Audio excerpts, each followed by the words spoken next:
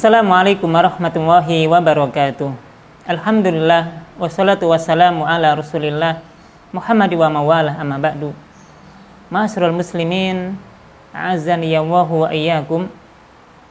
Kita sebagai bangsa dan sebagai masyarakat merasakan duka cita yang sangat mendalam atas peristiwa beberapa hari yang lalu yang terjadi di Stadion Kanjuruhan Malang.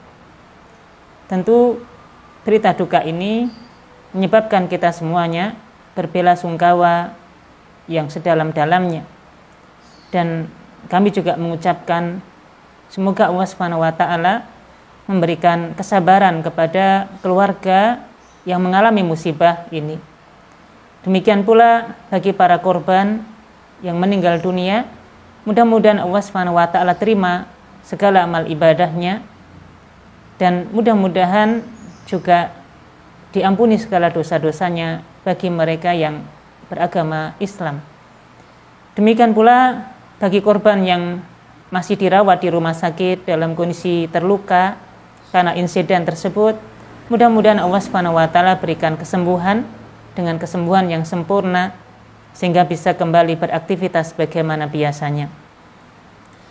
Demikian pula kepada seluruh anggota keluarganya, mudah-mudahan juga Allah berikan ketabahan hati bahwasanya ini bagian dari ketetapan Allah Subhanahu wa taala sebagai bentuk ujian atau musibah yang harus diterima, dan mudah-mudahan dengan ketabahan ini menjadikan senantiasa ridho akan ketetapan yang Allah Subhanahu wa taala telah tetapkan.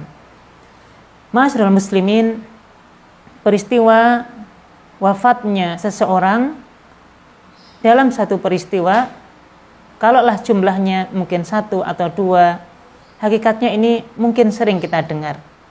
Tapi peristiwa beberapa hari yang lalu di Malang tentu membuat kita sedih, bahkan merasa berbelasungkawa yang sedalam-dalamnya, karena jumlah yang begitu banyak, ratusan orang meninggal dunia dalam satu waktu. Bahkan bisa bertambah terus karena masih adanya korban yang masih dirawat di rumah sakit dalam kondisi terluka. Untuk itu kita sebagai kaum muslimin, sebagai orang yang mempercayai Allah Subhanahu wa taala, maka peristiwa ini memberikan hikmah kepada kita, memberikan satu pelajaran yang harus kita ambil sebagai seorang mukmin. Karena sebagaimana disampaikan, al-hikmah dhalatul mu'min, bahwasanya hikmah, pelajaran itu adalah sesuatu yang barang yang hilang yang dimiliki oleh seorang muslim. Maka dimanapun kita dapati, kita ambil itu sebagai pelajaran atau hikmah. Di antara hal-hal yang bisa kita ambil pelajaran dari peristiwa tersebut adalah betapa berharganya nyawa seorang mukmin. Bahkan dalam hadis Nabi Shallallahu Alaihi Wasallam pernah bersabda, la zawalud dunya wa ma fiha ahwanu 'ala Allah min qatli mu'min bi ghairi haq. Rusaknya bumi ini dan apa yang ada di dalamnya itu jauh lebih ringan di sisi Allah Subhanahu wa taala dibandingkan dengan meninggalnya satu orang mukmin tanpa hak. Betapa mulianya nyawa seorang mukmin. Kalaulah dibandingkan dengan rusaknya bumi ini dan seluruh yang ada di muka bumi ini hancur lebur, maka di sisi Allah Subhanahu wa taala itu jauh lebih ringan dibandingkan dengan satu nyawa kaum muslimin yang terbunuh dengan tidak hak. Kalaulah satu nyawa, kalau dibandingkan dengan bumi dan seisinya, lebih berharga satu nyawa seorang mukmin. Lalu bagaimana dengan peristiwa yang kita dengar kemarin, yang ratusan kaum muslimin atau ratusan korban meninggal dunia pada waktu tersebut? Kalaulah satu nyawa lebih berharga, bagaimana dengan ratusan nyawa yang melayang? Tentu ini sangat berat, ya, nilainya di sisi Allah Subhanahu wa taala. Itulah sebabnya kita juga bisa mengambil hikmah, mengambil pelajaran supaya ini menjadi peristiwa yang tidak boleh terulang kembali. Dari semua sisi harus menyadari bagaimana kemudian ke depannya ini sebagai pelajaran yang tidak boleh terulang kembali. Dan tentu kita tidak menyalahkan mana yang salah dalam hal ini. Tapi poinnya pada hakikatnya tidak boleh ada lagi nyawa orang muslim yang kemudian melayang tanpa hak seperti itu. Kadangkala ada yang menyalahkan aparat keamanan, demikian pula ada yang menyalahkan supporter yang ada. Wallahu a'lam. Tentu kita tidak mengambil ranah tersebut, tapi yang kemudian selalu kita menjadikan kehati-hatian adalah jangan sampai ada nyawa seorang muslim yang kemudian meninggal atau melayang nyawa tersebut tanpa hak tadi. Untuk itu bagi aparatur atau bagi aparat atau mungkin kepolisian dalam hal ini juga bisa mengevaluasi apa yang kemudian menjadi kekurangan dan menjadi kesalahan ketika peristiwa tersebut. Para pemegang kebijakan lebih kemudian mengambil hikmah pelajaran bagaimana kedepannya ini tidak terjadi kembali.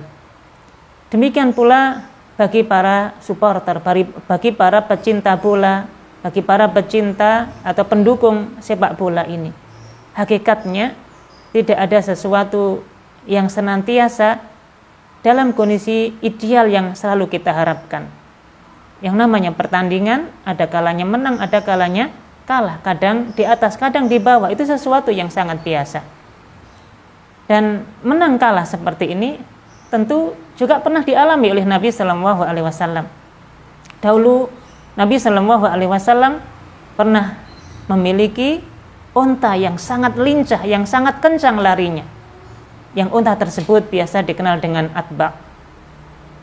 Kemudian dalam suatu event ada seorang Arab Badui yang juga memiliki unta yang ternyata di dalam kondisi pacuan unta tersebut, unta Nabi Shallallahu Alaihi Wasallam kalah.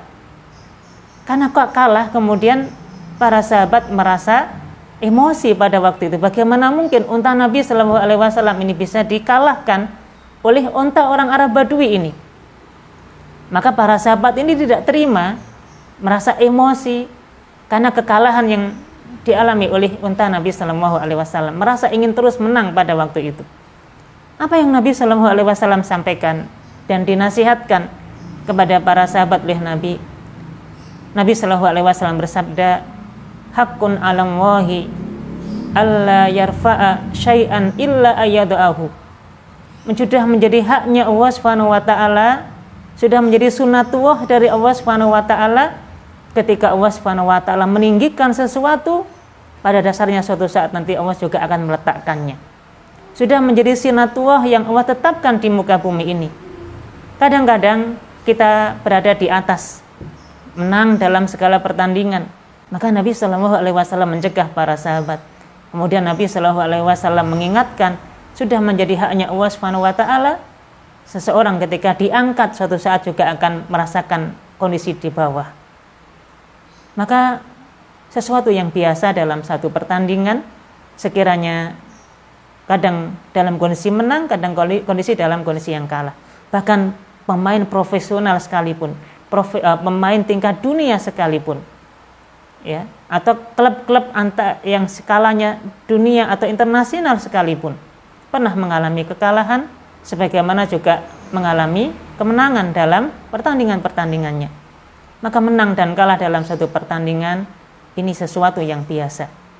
Itulah sebabnya kalau kemudian kita mencintai sesuatu, maka cintailah yang sekedarnya saja.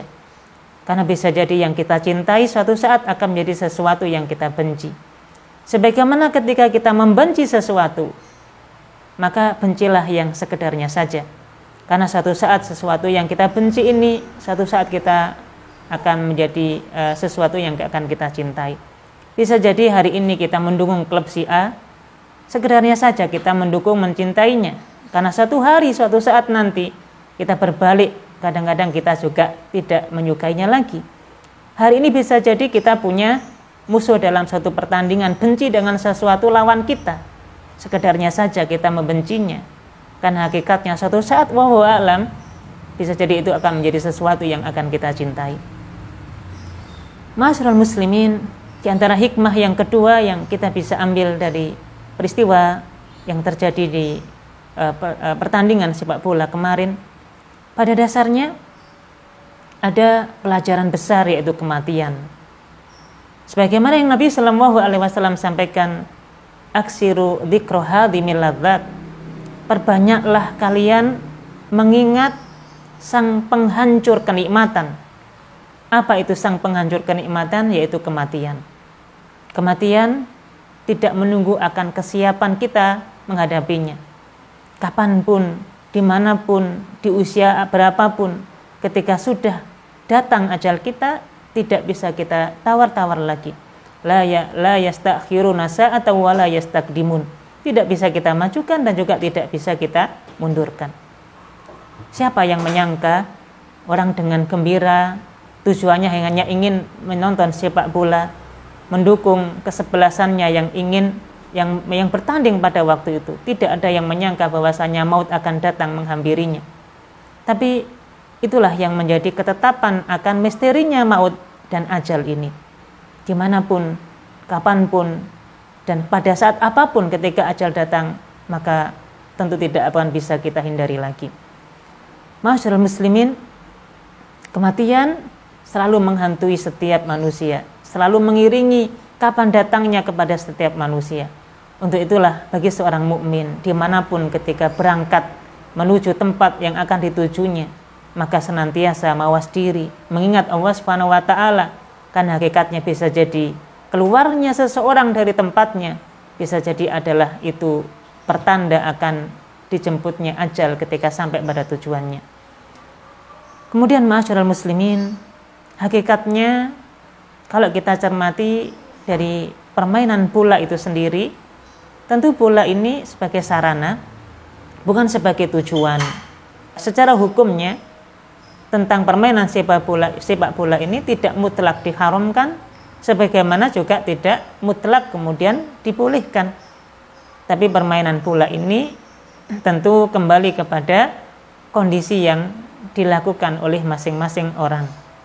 Sekiranya permainan bola ini menjadi permainan yang tidak melalaikan, permainan yang tidak menyebabkan madharat dan hal-hal yang terlarang yang lainnya, maka dihukumi boleh sepak bola.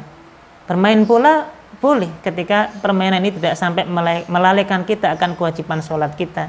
Ketika kita bermain bola dalam kondisi menutup aurat.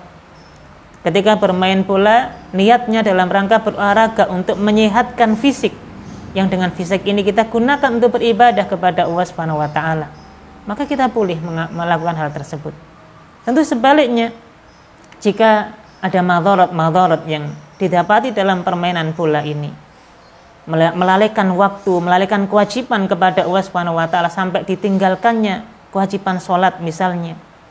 Permainan bola menjadi ajang perjudian yang menyebabkan orang yang melakukannya dimurkai oleh Allah Subhanahu wa Ta'ala, dan madharat-madharat yang lainnya, sampai terjadinya tawuran misalnya, sampai terjadinya hilangnya nyawa dan seterusnya, yang kemudian kalau itu terjadi hakikatnya berubah hukumnya yang awalnya dibolehkan menjadi tidak dibolehkan karena faktor madharat tadi. Untuk itu bola, permainan-permainan yang berkaitan dengan sepak bola ini hendaknya tidak dijadikan sebagai tujuan, tapi jadikan ini semuanya sebagai sarana untuk kemudian kita bisa berolahraga, yang dengan olahraga itu bisa menyehatkan badan kita, dan dengan sehatnya badan yang kita miliki kita gunakan dalam rangka beribadah kepada Allah Subhanahu wa Ta'ala. Wallahu a'lam bishawab. Assalamualaikum warahmatullahi wabarakatuh.